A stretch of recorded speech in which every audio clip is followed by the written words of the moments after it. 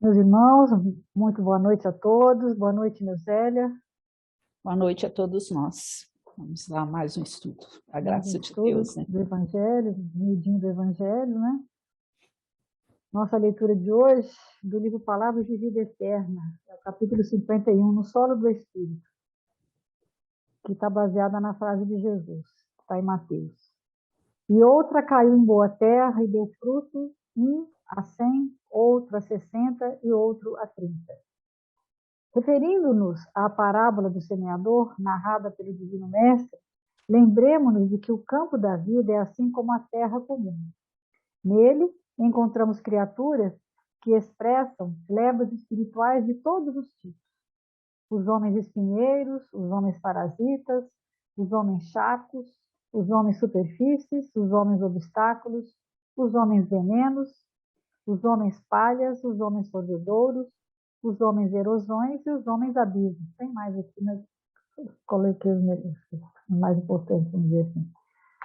Mas surpreendemos-nos também, com alegria, os homens searas, aqueles que, reunindo consigo o solo produtivo do caráter reto, a água pura dos sentimentos nobres, o adubo da abnegação, a charrua do esforço próprio e o suor do trabalho constante, sabem albergar as sementes divinas do conhecimento superior, produzindo as colheitas do bem para o semelhante. Reparemos a vasta paisagem que nos rodeia através da meditação e, com facilidade, por nossa atitude perante os outros, reconheceremos de pronto que espécie de terreno estamos sendo nós. Uma questão só de observação mesmo, né? Então, nós estamos aqui mais uma vez no Evangelho, né? Estudo do Evangelho, miudinho do Evangelho, de Mateus, à luz da doutrina espírita, sempre lembrando que a gente baseia nosso estudo no estudo do Nildinho Uberaba, do Luiz Elias. E ele já está no episódio 208, esse nosso é o 94, né? Desde que a gente começou a gravar, né? Tinha antes os seus estudos que você fazia no centro, né? Não sei quantos foram todos. Então, nós estamos no capítulo 13 ainda, a gente teve uma sequência de passagens que falavam sempre, né, em torno da semente, falando do trigo, do joio. Tivemos a parábola da mostarda, do grão de mostarda, que é bem pequena, que é uma bem curta. E hoje é que nós vamos estudar também, é mais curtinha ainda. E o Aloysio lembra a gente que o significado do que é o machal ou a parábola, que chama de machal, né? Que não é apenas uma historinha que Jesus conta, ou uma simples historieta. É, na realidade, um enigma proposto como forma pedagógica para que a gente, que era usado no século I pelos rabinos, né? O rabinato usava esse tipo de história para poder explicar. E Jesus conhecia essa técnica, sabia fazer isso de forma de excelência, né? E que é uma técnica retórica, e ele usou isso muito para explicar o Evangelho. Então, ele propõe sempre esse enigma que provoque uma reflexão intelectual, mas, sobretudo, para que seja uma coisa emocional, que a pessoa pense, né, em algo, reflita sobre a vida dela. E é interessante que cada vez que você vai ler, você vai ver alguma coisa, e até mesmo eu vejo, enquanto ele está falando, nessa questão das palavras, eu aprendi muito em leitura, em termos de leitura, depois que a gente começou a fazer esse estudo, é que quando eu leio um texto, as palavras parecem que pulam, né? E nem sempre a palavra que ele estuda, eu fico tentando adivinhar e eu talvez estudasse outra. E dá para estudar outra, só a gente ter um pouco mais de disciplina, a gente vai seguindo o estudo dele, mas a gente vai percebendo que vai tendo outras possibilidades de fazer o estudo, e numa outra ocasião, até ele mesmo, ele fala, né? Que muitas vezes, cada vez que você visita esse enigma, você descobre mais alguma coisa. Então, a profundidade é inesgotável. E a parábola de hoje é uma charada que precisa, ele diz, né, ser digerida, refletida, para extrair aos poucos a essência do ensinamento. Então, é Mateus, capítulo 13, versículo 33. Chama-se a parábola do fermento. E ele diz ainda que, embora seja fermento, ainda tem a ver com semente, porque Jesus está se referindo ao pão, que tem a ver com a farinha, né? Ele é feito com farinha, e então ainda estamos naquele universo do grão, do cereal, do alimento, que está sempre girando em torno das parábolas desde lá do começo. E o versículo diz o seguinte: outra parábola lhes falou: o reino dos céus é semelhante ao fermento, que uma mulher tomou e escondeu em 3 sacas de farinha até estar toda a massa, toda fermentada, que é a massa, né? Então, essa aqui Então, ele diz assim, parece que é simples, é uma história comum. Uma mulher foi fazer um pão, misturou a farinha e colocou o fermento, e é normal que na época, e até hoje em dia mesmo, é tradicional que seja uma mulher, né, a mulher de Israel do século I, que usava essas técnicas para fazer o alimento. E aí ele vai explicar que o que é uma sata. O que é uma sata? É uma medida. E quanto a ela equivaleria, ou como se fazia o pão na época de Jesus. Que é isso que a gente ter esse conhecimento. E é onde ele fala que é importante a gente conhecer o Velho Testamento. Muitas pessoas acham que não, mas para você se aprofundar no ensinamento de Jesus, de uma forma velada, se referia muito. Então, é muito óbvio, né? Porque, por exemplo, no livro Jesus no Lar, várias vezes cita que Jesus abriu as Escrituras. Que Escrituras? Velho Testamento, tem que ser, porque não tinha outra coisa. Não havia Novo Testamento. O Evangelho era ele, né? Trazendo o Evangelho novo, mas ele tinha que usar o quê? O velho. E às vezes a Luísa fala, e é verdade. Eu já ouvi palestrantes falar que não precisa se preocupar com o Velho Testamento. Mas ele é a base. É de onde sai muita informação. Ele vem descortinar a lei. Né? Então a gente tem que. E tem muita coisa, né? Muita coisa mesmo. Então ele vai destacar aqui a palavra mulher. Só que a princípio seria, se a gente fosse olhar só agora, né, no novo, né, o que a gente seguia? Seguia qualquer mulher, né? Aí ele vai lá em Gênesis, né, no 18:6, e aí a gente vê que, na realidade, quem é essa mulher, né? Vou ler aqui, ó. Apressou-se, pois, Abraão para a tenda de Sara e lhe disse: amassa depressa 3 medidas de flor de farinha e faze o pão assado no borralho. Então, olha que interessante, aí a gente já vai sabendo que não era qualquer mulher, né? É uma, né? Uma mulher específica, que era a Sara. É muito bonito, né? Eu fico imaginando, assim, como que eles... Porque se você analisar, assim, a leitura do Velho Testamento é até difícil, porque é um texto, é cheio de enigma mesmo, né? De entendimento. Agora, como que a pessoa depois lê o novo lá e consegue estabelecer esse link, né? Esse link, é muito lindo, né? Ele fala assim, olha, praticamente Jesus está repetindo, praticamente repete essa citação. Porque eles estavam acampados, né, à sombra do carvalho, né, de Mombré, que ele fala, e eles estão acampados com a tribo, com toda a tribo, e embaixo de uma árvore muito frondosa, que tem uma sombra, e vão aparecer 3 peregrinos. E esses peregrinos, na época, existia esse hábito de quando chegava alguém, você lavava os pés, você botava para dentro, né, e servia o pão. Então é isso que ele fala para Sara fazer o pão para servir para aqueles 3 peregrinos. Ele tem que ser convidado, ele tem que vamos dizer, seria uma falta de educação na época você não recepcionar os peregrinos. Era uma questão de de hospitalidade deles mesmo, né, Eu padrão. estive pensando nisso, né, nessa lei de hospitalidade, quando ele fala assim, 3 coisas seriam fundamentais se oferecer ao hóspede, né? É o pão, a água, né, e o lavar os pés. Olha como é que isso é um chamamento para nós hoje também. Ele fala que ele Primeiro, se joga aos pés deles, né? Ele se joga aos primeiro pés. é essa questão da hospitalidade, né? O quanto que você tem que estar disponível para cooperar com o outro. E a É gente muito sai fora de tudo quanto interessante é jeito isso, de visita hoje em dia. né? Assim, Ninguém quer ser incomodado, ninguém é, a casa. Então, olha como é que era uma coisa bonita, né?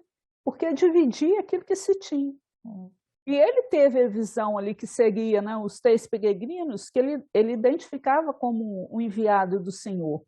Mas quem de nós não seria também um enviado? E na medida, e tem muito a ver com a leitura que você fez, né? Qual é que tipo de homem eu sou? Né?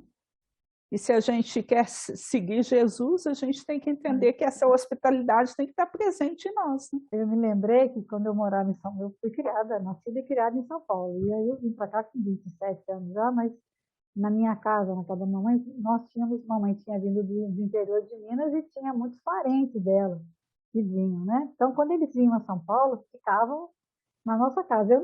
Para ser sincero, nem sempre eu gostava.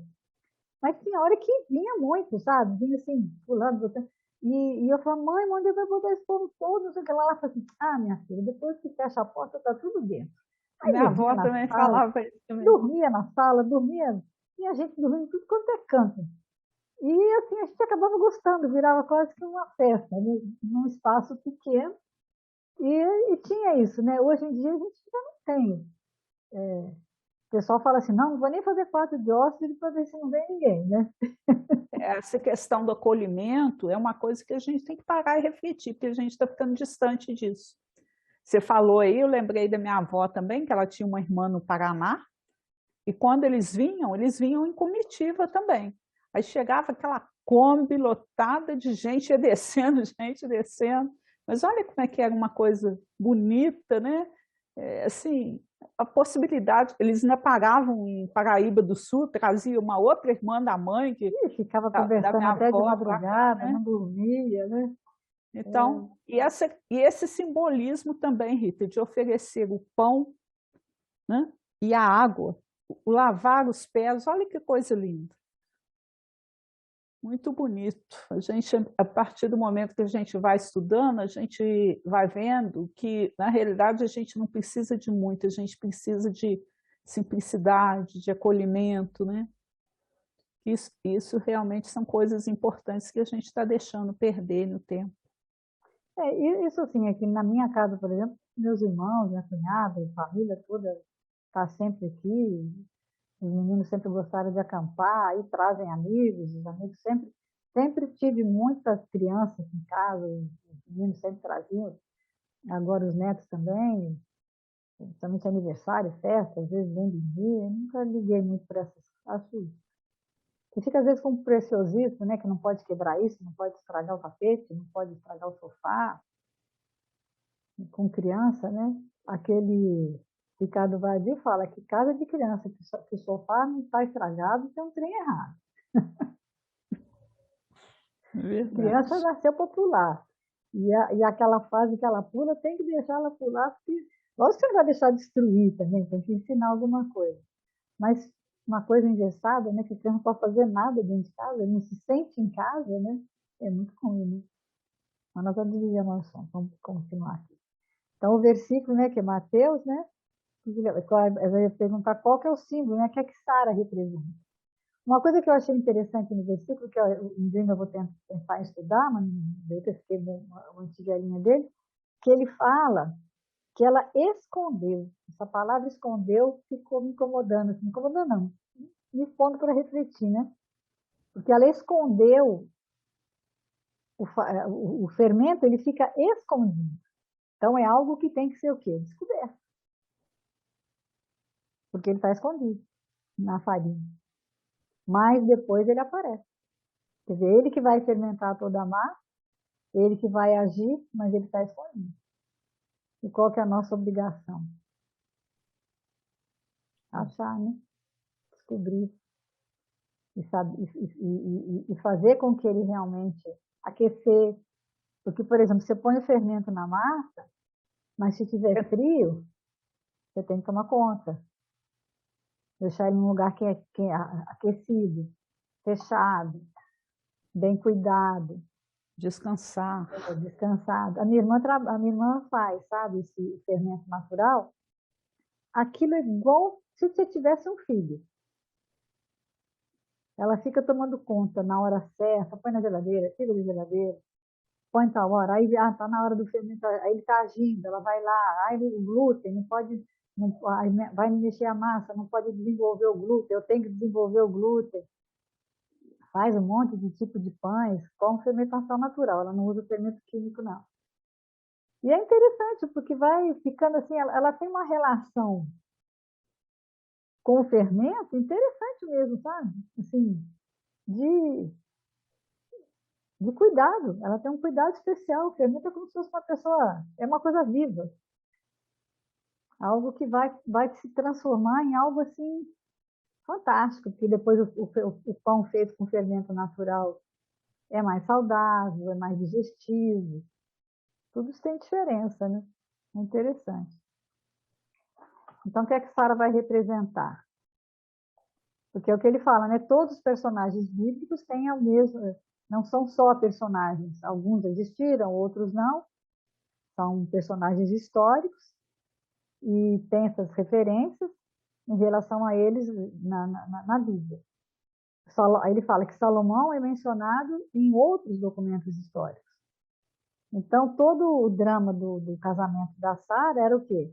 Era o fato da incapacidade dela, momentânea, de dar para Abraão um filho, né, um herdeiro. E ela só vai conseguir isso na velhice, né? A história de Sara é interessante, porque ela até permite que ele engravide uma serva, tem toda uma história, né, que não é o caso agora. E aí depois, mais para frente, é que ela vai ter o herdeiro, né, o descendente da linhagem direta dele. Ela que vai gerar Isaac, que seria o segundo patriarca. Isaac vai gerar Esaú e Jacó. Jacó vai herdar a liderança do clã e vai gerar as 12 tribos. Quer dizer que aquele fermentinho que ela colocou, né? Aquele filho, vamos dizer assim, que estava escondido, vai gerar o quê? Uma descendência toda, de uma linhagem.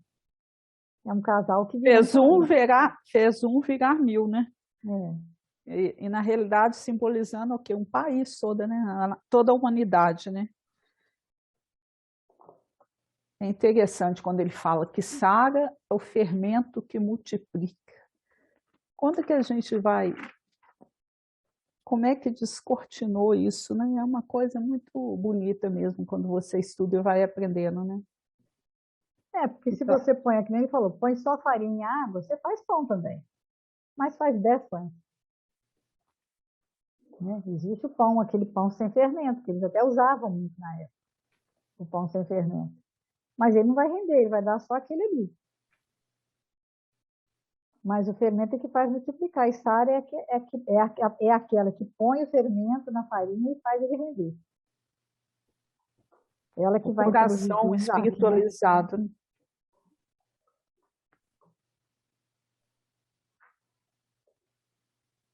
E ele fala, né, numa perspectiva espiritual, quem é Sara?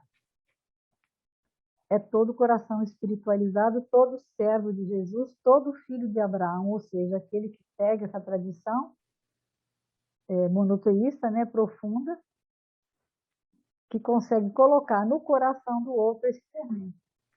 É como se a gente carregasse isso de um para o outro, né? É quase uma descendência, né, geral. Vai multiplicando numa progressão geométrica que ele fala. E quando ele fala também, né, que a parábola é sobre quanto o bem e o mal, né, são incontroláveis, né? Que eles vão se multiplicar. Mas ali nesse aspecto é a multiplicação do bem mesmo, né?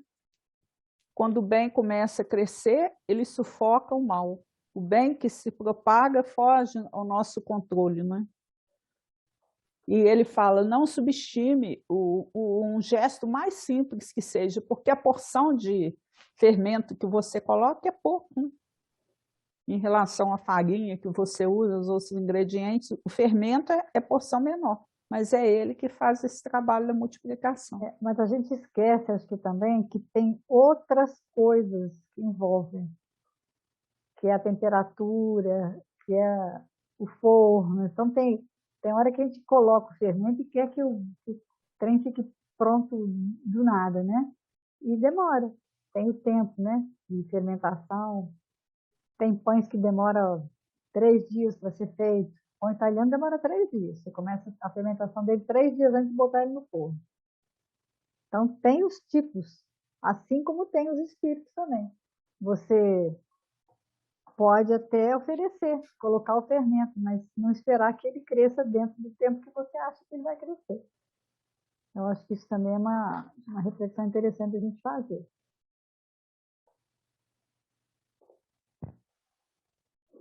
Vamos ver o que mais. Eu me lembrei que ele fala muito na situação, que às vezes uma pequena coisa que você fez, e não sei se é porque ele falou do trânsito, ajudando, você ajudar alguém, né? A pessoa vai chegar, vai contar para alguém, aquela coisa toda. E é uma coisa que eu nunca me esqueci, mas tem muitos anos isso. Eu devia ter uns 20 anos. E eu estava indo para a faculdade, eu estava de jaleco. Eu lembro a cena assim, com clareza mesmo até hoje. E eu estava no meu carro, dirigindo, distraí, bati no carro da frente. Eu estava errada, do jeito que eu sou agitadinha, devia estar correndo um pouco, na época, com 20 e poucos anos, e bati. E aí era um senhorzinho. Ele desceu, eu nem cheguei a descer do carro, porque ele não deixou. Ele desceu do carro dele, olhou para mim, viu meu jaleco e falou assim, pô, minha filha, você está indo para onde? Eu falei, estou indo para a faculdade. Não, então vá para a sua faculdade, para a sua aula, não aconteceu nada, não se preocupe. O carro dele ficou amassado. E o meu também, lógico. Mas eu estava errada. Mas ele não quis saber. Ele falou, não, vamos embora, acabou aqui, não sei o que lá. E eu sempre lembro disso, porque atrás do carro dele estava escrito assim, Decolores. Eu nem sabia na época o que era. Depois eu fui pesquisar, é um tipo de uma instituição, alguma coisa ligada à Igreja Católica, que é uma coisa assim de acolhimento, não me lembro bem o que é mais não. Mas eu nunca mais me esqueci, quer dizer, uma atitude mínima dele. E eu depois contei para um monte de pessoas, ao longo da minha vida sempre lembrei disso, quando acontece alguma história assim, eu lembro disso, é uma pessoa que eu vi, vamos dizer, nem 5 minutos eu tive com ele.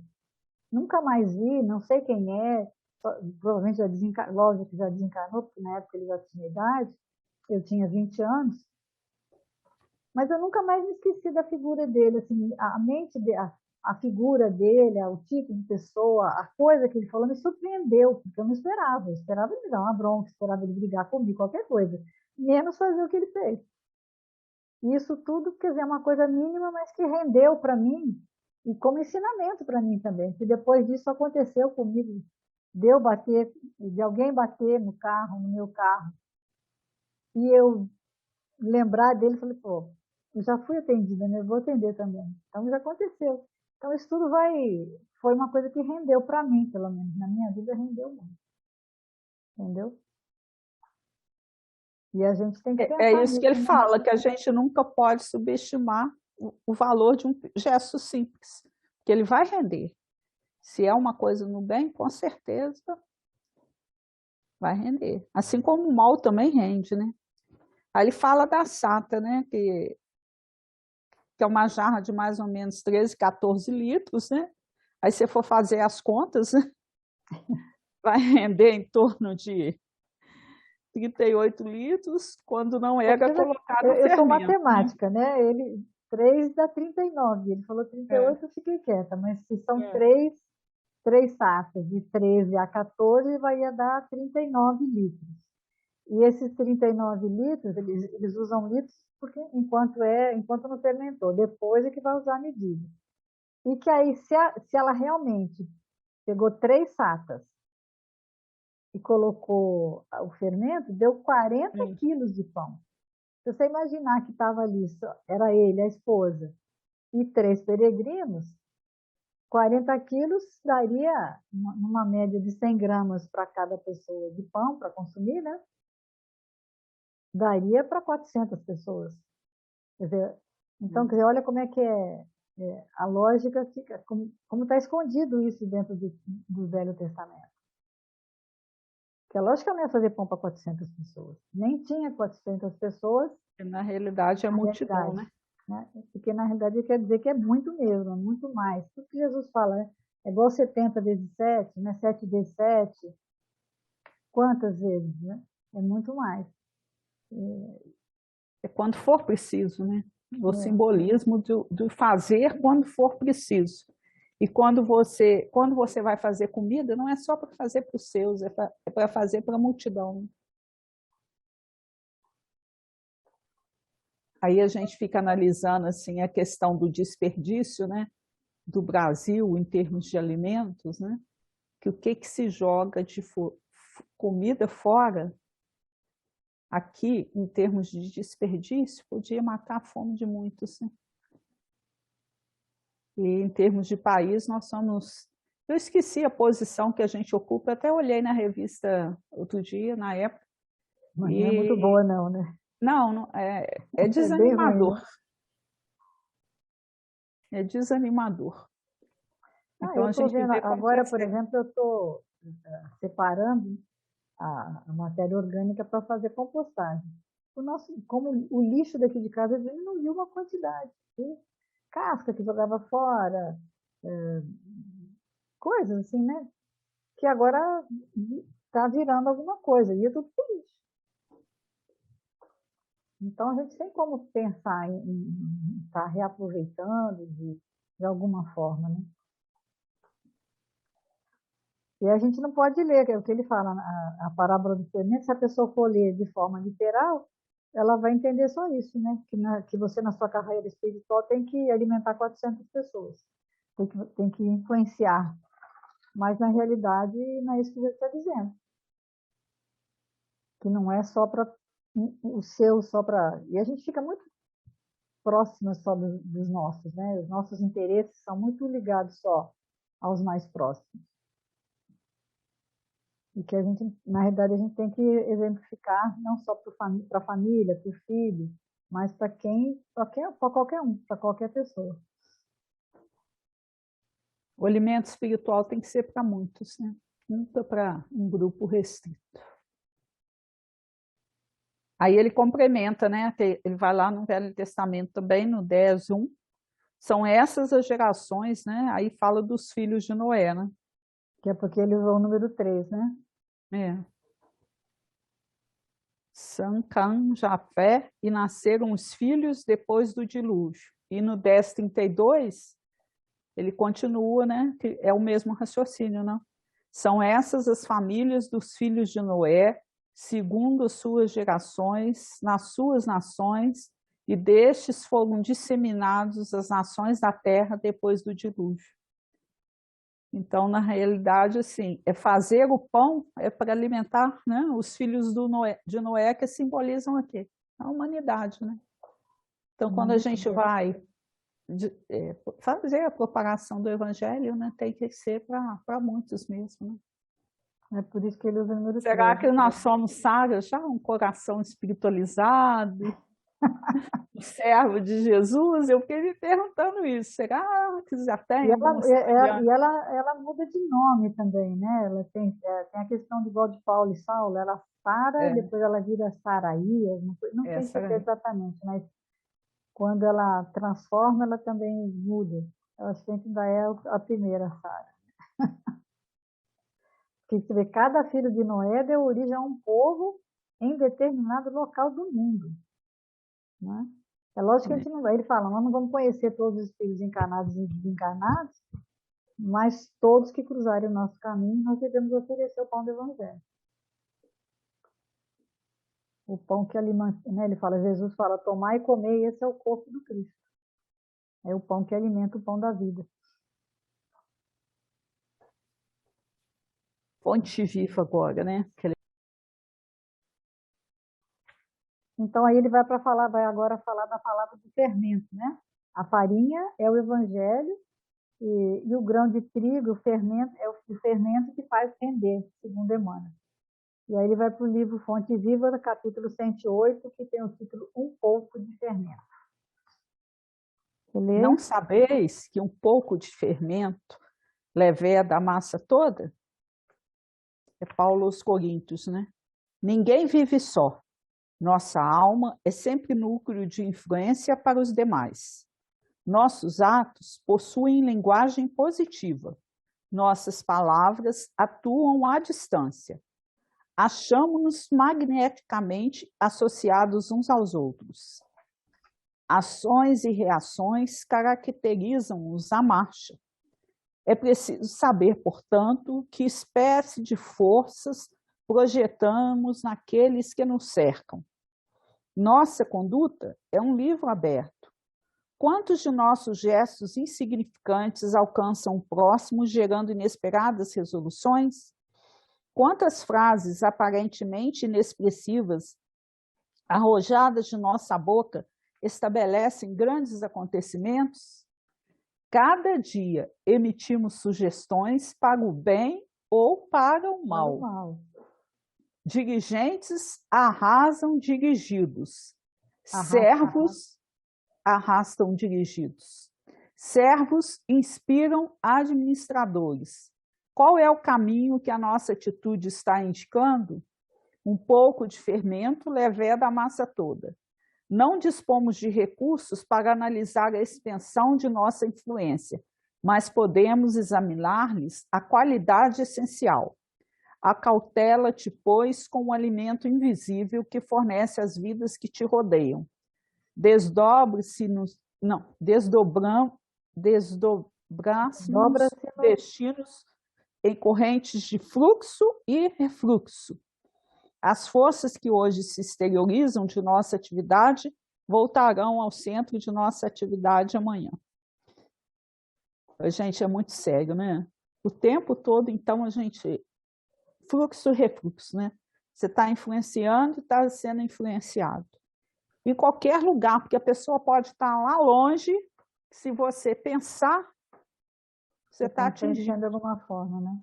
De alguma forma, o seu pensamento está chegando lá e você está influenciando o outro, né? No livro O Mecanismo da Mediunidade, quando a gente estudou, o Tarcísio falava muito disso, que o tempo todo existe essa corrente incessante de pensamentos que estão em volta e que você vai sintonizando com uma com outra, mas quando eu falo, eu estou influenciando, e quando o outro fala, ele me influencia e assim vai. E aí o que eu achei interessante ele dizer que a gente tem que tomar cuidado, porque tem hora que você fica exagerando e fica, quando ele fala em relação ao filho, né? Fica falando no ouvido do filho toda a vida a mesma coisa, repetindo, e às vezes você não consegue, não tem o efeito esperado. Então, por isso que ele fala, por isso que precisa, me chamou a atenção a questão da maturidade, né? Ele fala, ó, pais imaturos falam demais na cabeça dos filhos e não sensibilizam o filho em nada. Não conseguem tocar. Não, e na realidade, quando a gente fica numa ideia fixa, falando a mesma coisa, você gosta, eu não gosto. Aí você acaba pensando o que da pessoa? Nossa, mas tá chato, né? Chato, é aquela pessoa que fica a mesma coisa toda repetindo a mesma coisa toda a vida. Aí na mesma hora o seu pensamento, né? Porque a gente ainda está num estágio evolutivo que falta-nos essa compreensão e tolerância com o outro, mas a gente passa, é chato. Porque tem pai e mãe que é chato demais. Não deixa o filho respirar, não, sabe? E fica insistindo. E a gente tem que ter essa postura em relação à vida. Falar uma vez, falar com acerto. Eu errei muito a minha vida inteira, porque eu sempre falei gritando muito, sabe? Eu acho que isso, hoje a doutrina me ensinou isso, que a gente, até o tom da sua voz é importante na hora de você falar. Você escolheu o momento certo para falar, né? Tipo assim, alguém bebeu, aí te incomodou, aí você vai falar, adianta você falar com a pessoa que não Se ele está, estiver bêbado, não adianta, né? não adianta nada, então você tem que dar um tempo para falar na hora certa, falar com acerto, né? E não é a quantidade do que você fala, é a qualidade essencial. Você deixar uma mensagem clara. E aí, quando a gente fala a questão do fermento, a doutrina espírita ensina para a gente o tempo todo qual é a melhor maneira de você ensinar. É com seu exemplo. Porque se eu tenho um discurso totalmente diferente daquilo que eu sou, então minhas palavras são vazias e soltas e se perdem mesmo. O livro Boa Nova fala muito, me chama muito atenção em relação a todas as vezes que Jesus, várias vezes no livro, Jesus, assim, você vê que ele está, ou com Pedro, tem duas passagens, uma com Pedro, uma com Bartolomeu, por exemplo, que ele percebe que Bartolomeu está triste, percebe que está de alguma forma, mas ele não fala com ele a qualquer momento, ele fala, ele aguarda um momento em que ele pode falar com ele a sós, num canto, ou no momento que ele percebe que ele está pronto para ouvir. Então, às vezes, até enquanto seu filho está dormindo, você pode, né, conversar com o espírito dele, por que não? Pedir para encontrar com ele no sono, porque aí naquele momento vocês, né, estão mais libertos da carne, podem ter um entendimento melhor. E outra coisa que eu acho que uma vez eu aprendi muitos anos atrás, um dia, eu estava na praia e vi uma criança assim mais agressiva, ela, criança nervosa, e ela deu um tapa na mãe. E a mãe, em vez de agredir, ela só encolheu assim e fez uma carinha de triste, assim, sabe, de tristeza mesmo, profunda. E a criança se arrependeu imediatamente, e aí foi, mamãe, desculpa, aquela coisa toda, né? E aí depois passou e a gente ficou conversando ali, aí ela me falou, não sei se era psicóloga, não me lembro nem quem que era, que eu não me lembro, nem não cheguei a conhecê-la, que não estava comigo. Ela falou assim, a criança não liga para uma mãe brava, mas ela toca fundo ela uma mãe triste. Ela não liga de ver a mãe brava, mas a mãe triste ela não suporta. Então, aquela tristeza que ela demonstrou é que tocou a criança no fundo do coração dela. Então, às vezes, a reação da gente, uma reação nervosa, de agredir também, porque normalmente, se você leva um tapa, o que você vai fazer? Você vai dar um tapa na criança também. Se a criança te mordeu, você morde ela também. Né? Tinha até uma história né, que morde para ela sentir como é que dói. Né? Que às vezes tem até criança que morde até porque nem é de maldade, morde porque tem criança que começa a morder. E tinha esse hábito das pessoas morder a criança de volta. Quer dizer, é uma coisa que pode ter até efeito, mas só que mostra que há uma violência que gerou outra violência. Não é assim que a gente tem que educar. Então, acho que é o que ele está falando aqui, né? Você tem que, além de você falar, você juntar o que ele fala, né? Seus atos, suas palavras, seus pensamentos, e isso vai ser aquele punhadinho de fermento naquela farinha que vai criar vai aumentar, né? Vai render. Eu gostei quando ele deu o exemplo também do Chico, né? Com um jornalista, que ele provavelmente era da revista Cruzeiro, né? Que ele falava que a revista perseguia muito o Chico, né? Que aí o jornalista, o Chico estava viajando, ia para receber algum título, e o jornalista também estava junto, né? Aí, não sei se era num avião, não lembro aqui o detalhe.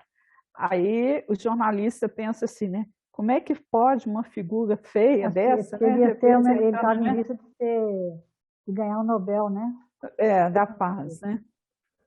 Aí ele fala, representando o país, né? Uma figura dessa, né? Afeminada, né? Andrógena, né?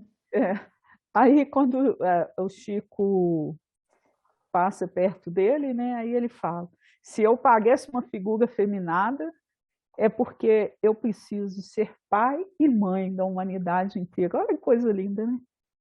Muito bonito, né? Uma resposta simples, né? Hum. Mas que...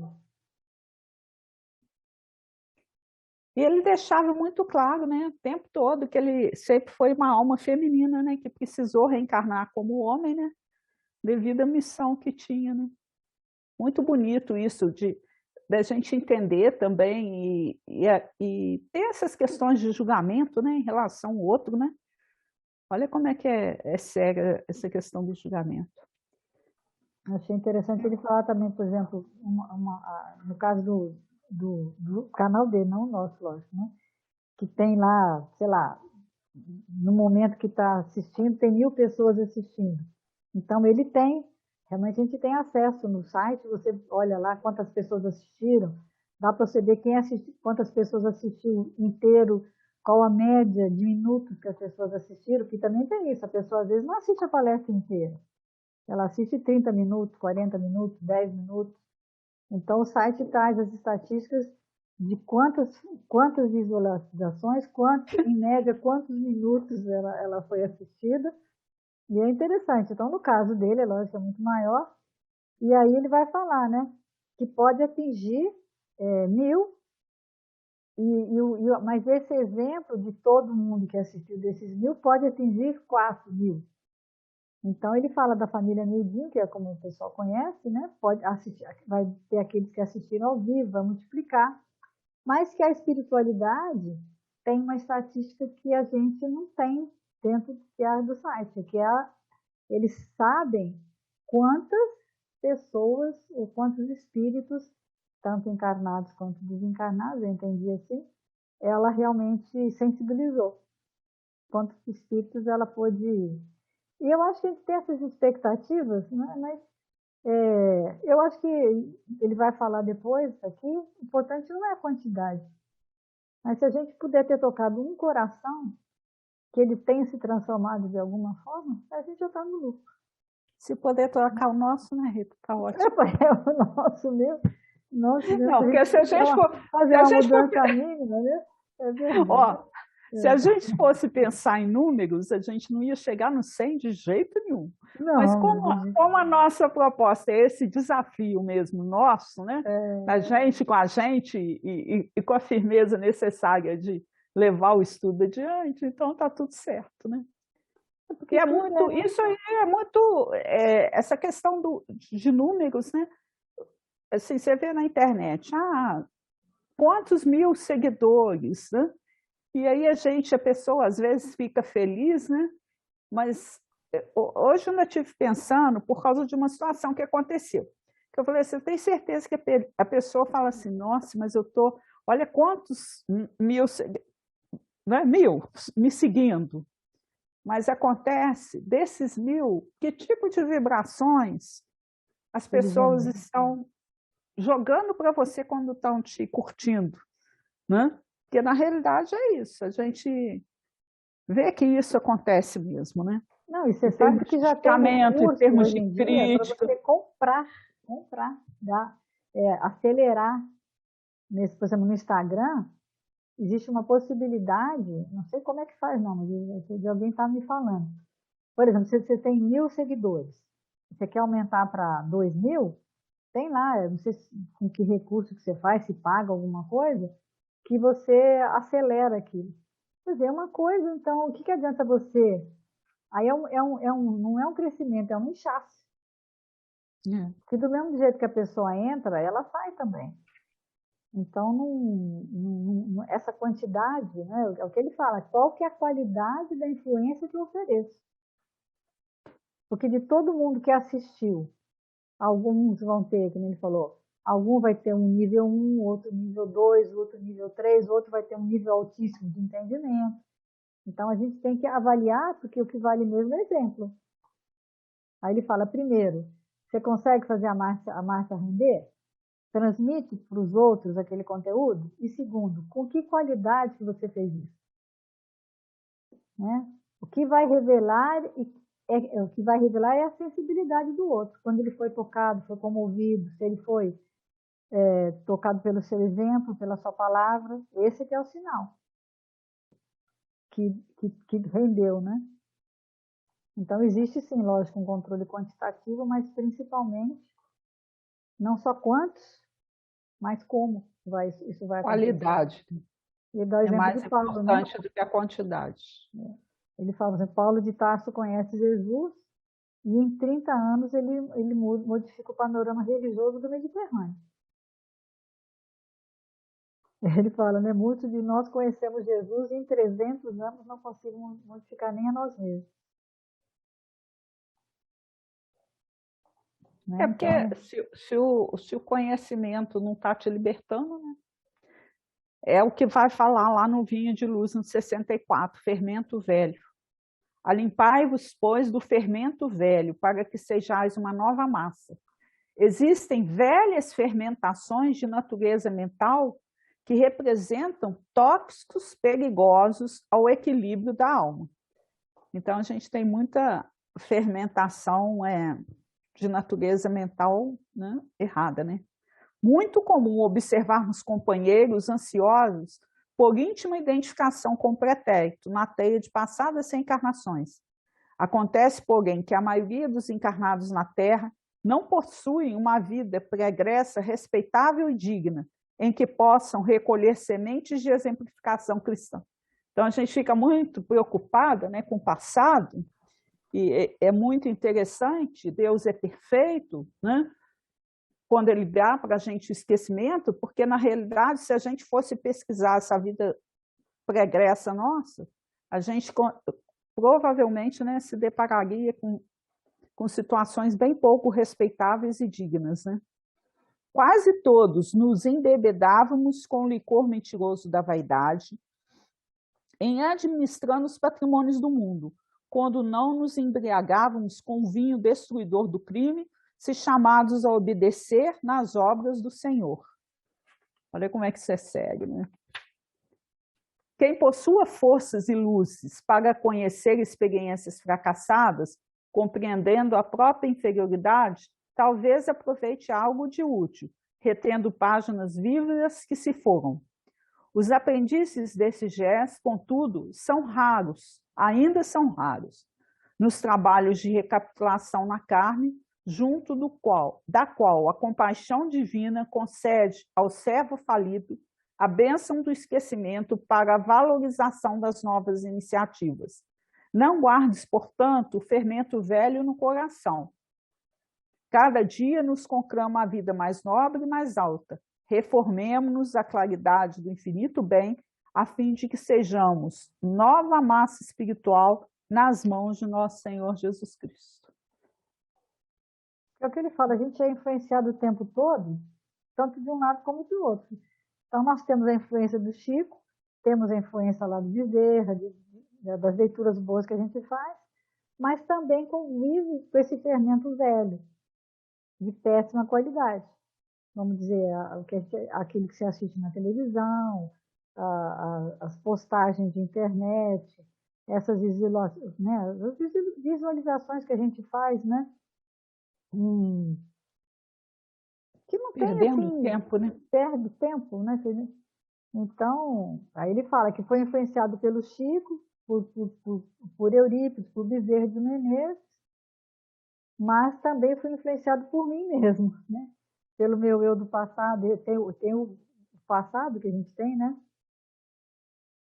Então, se a gente faz hoje render a nossas tendências de comportamento, o que importa realmente é o que meu eu de ontem melhorou em relação ao eu de hoje. É isso que é interessante a gente lembrar, que a gente precisa renovar. Ele dá o exemplo da declaração de imposto de renda, né? Que você pode importar os dados das declarações anteriores, né? Pode ser bom ou ruim. E a gente tem esse acesso, né? A gente pode tentar imaginar o que nós somos, quem é o nosso eu anterior, mas jogar no lixo aquilo que não presta e pegar só aquilo que é bom. Aquilo que é tóxico a gente tem que eliminar.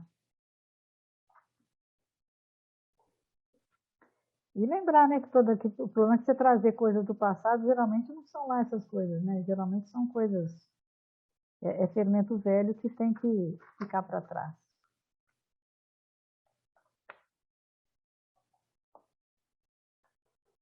Eu tinha uma leitura sobre isso aqui no livro. Eu tenho uma aqui bonita também, que é do livro Alma e Coração, que fala sobre o dar, né? As maiores transformações da nossa vida surgem quase sempre das doações que fizermos. Dar, na essência, significa abrir caminhos, fundamentar oportunidades e multiplicar relações. Muitos acreditam ainda que o ato de auxiliar procede exclusivamente daqueles que se garantem sobre poderes amoedados. Em verdade, ninguém subestime o bem que o dinheiro doado ou emprestado consegue fazer. Entretanto, não se infira daí que a doação seja privilégio dos irmãos chamados transitoriamente à mordomia de finanças terrestres. Todos podemos oferecer consolação, entusiasmo, gentileza e encorajamento. Então, aos fermentis que a gente pode dar aí, né? Às vezes, basta um sorriso para varrer a solidão.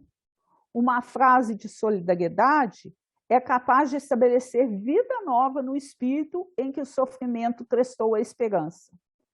A rigor, todas as virtudes têm a sua raiz no ato de dar. Beneficência, doação de recursos próprios. Paciência, doação de tranquilidade interior. Tolerância, doação de entendimento. Sacrifício, doação de si mesmo. Toda dádiva colocada em circulação volta infalivelmente ao doador, suplementada de valores sempre maiores. Quem deseja imprimir mais rendimento e progresso em suas tarefas e obrigações, procure ampliar os seus dispositivos de auxílio aos outros e observará, sem delonga, os resultados felizes de semelhante cometimento.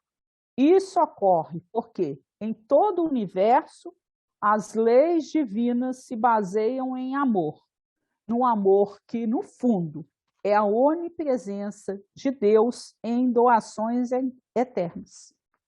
Bonita, né? Então, quer dizer, olha o fermento que a gente pode lançar aí, né?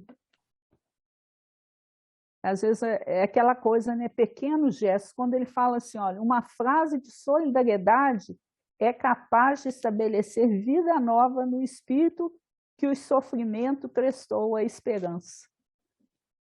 Né? E é bom, né, Rita, quando a gente, às vezes, você encontra com uma pessoa, aí está com pressa, e ela te fala alguma coisa, e você fala assim, né, uma palavra de carinho, né? Eu outro dia aconteceu até assim, eu gostei, porque depois eu me senti tão bem, que eu encontrei com uma pessoa e ela falou assim, Neuzelli, quanto tempo não te vejo e tudo? Eu falei, eu também, fico com saudade de você. Eu falei, mas apesar da pandemia, eu vou te dar um abraço, porque ela estava correndo e eu também, né? Aí, passaram-se uns dias, né? Eu tornei a encontrar com ela, aí ela falou comigo assim, eu fiquei feliz, porque como que isso é importante, né? Aí ela virou para mim e falou assim, olha, você não sabe como que foi importante aquele abraço que você me deu naquele dia. Como que eu estava precisando de um abraço. Então, assim, olha que são gestos pequenos que a gente pode fazer, né? Para ser Mas você sabe que eu hein? tenho um abraço que você me deu lá na porta do centro, que eu estou guardado comigo até hoje. Eu não sei quem que me abraçou, mas não foi você, não. Você nunca me contou. Mas você me deu um abraço na porta, ali, não vou esquecer nunca isso. Isso já tem, foi antes de pandemia, antes de qualquer coisa. A gente estava saindo ali, alguma coisa ali, você veio e me deu um abraço forte, apertado, assim. Aí eu fiquei assim, tão bom, né? Tão gostoso.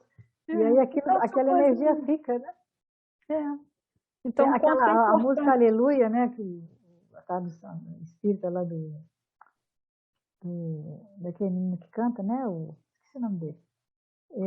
Que ele canta Aleluia, Yasui Mai. Tem o calor de um abraço amigo. Permanece mesmo que o perigo desafie a sua fé e a postura. Então, às vezes, é uma coisa mínima. Quer dizer, lógico que um abraço não é uma coisa mínima, né? Um abraço bem dado é uma coisa máxima. Ainda mais agora, né? Que a gente valorizou mais ainda por conta da pandemia. Mas uma pessoa que sabe abraçar, e abraça com vontade mesmo, tem uma energia profunda nisso. Eu tenho só mais uma leiturinha aqui. Eu tenho uma do Grande Enigma, que eu vou deixar só para o pessoal ler, vou deixar na descrição, que fala do mar. É muito bonita a leitura, que vai falar da profundidade de 8.000 metros do mar, fala da morte e da vida, do que tem assim, da vida obscura e estranha, que fala do fundo, ele fala do fundo do mar, é uma coisa maravilhosa, mas é uma leitura longa, e fala que uns vão comendo os outros, mas depois aquilo vai voltando, é muito interessante. Mas eu vou ler um outro trechinho do livro O Grande Enigma, capítulo 16, que chama Missão do Século XX. Quando se lança um olhar rápido sobre o conjunto da história, esse verdadeiro livro do destino dos povos parece que cada século tem um papel especial a preencher, uma particular missão a exercer na marcha da humanidade. O século XX parece ter uma vocação superior a todos os outros. Em sua primeira metade, assiste ao desmoronamento de tudo quanto constituiu o passado. Em sua segunda metade, assentará as bases do mundo futuro, feito de beleza, de luz e de justiça. Aí mais para frente ele diz, a transição não se faz sem abalos, sem choques violentos. A história, com efeito, apaga para poder escrever, o pensamento só destrói para reconstruir, e a lei da evolução, a marcha lógica da humanidade. O que deve perecer e tende dia a dia a extinguir-se são as velhas fórmulas dogmáticas, o farisaísmo antigo, as disciplinas envelhecidas. É todo o aparelhamento sacerdotal e o culto dos ídolos. Prepara-se, entretanto, o trabalho de renovação. O século XIX e começo do século XX viram aparecer os precursores. Os gênios não tardarão em vir. Em cada época da história, conta-se certo número de espíritos que pertencem mais ao século seguinte do aquele em que vivem. E Shakespeare escreveu os grandes acontecimentos, projeta diante de si a sua sombra, antes que sua presença abale o universo. O 19º século foi o século da matéria e o 20º será o do espírito. O 19º, prescrustando a natureza, fez surgir desconhecidas energias. O 20º, revelar-nos-á forças espirituais superiores a tudo quanto o homem sonhou. E o estudo dessas formas nos conduzirá à solução do problema da vida e da morte. Os precursores são grandes diante da história. São eles que esclarecem a marcha da humanidade na imensa estrada de seus destinos. Então, ele está falando aqui do século XIX, do século XX, mas nós já estamos no XXI. Então, imagine quanta responsabilidade, quanto fermento que a gente tem que pôr nessa massa para que isso tudo, né, possa vir a ser uma realidade. Né? Render e vir a ser uma realidade e realmente construir um planeta de fato de regeneração, que ele virá, isso é inexorável, mas que a gente tem que estar colaborando minimamente, às vezes com um simples abraço, que nem você falou, para que ele possa tocar uma pessoa, que nem você falou, essa moça vai contar para quantas pessoas o abraço que você deu? Quanto isso reverberou para ela, quanta energia não carregou, que ela passou e essa energia se multiplicou. Então, essa é a ideia que a gente tem que ter, né? Está na nossa hora? Acho que sim, né? 18, 19, 38. Não avisou ainda não, mas está na hora. Eu peguei outras leituras também, mas vamos encerrar. Tá? A gente põe na descrição, né? Eu também tirei uma prece até do Grande Enigma também. Estou apaixonada no Grande Enigma. Eu vou fazer um estudo dele, hein? Botar na pauta aí um estudo do Grande Enigma. Muito, muito bonito. Tarcísio, alguém fazer um estudo. Ó meu Deus, ó meu Pai, fonte de toda sabedoria, de todo amor, Espírito Supremo, cujo nome é luz, eu te ofereço meus louvores e minhas aspirações. Que elas subam a ti, qual um perfume de flores, qual sobem para o céu os odores inebriantes dos bosques.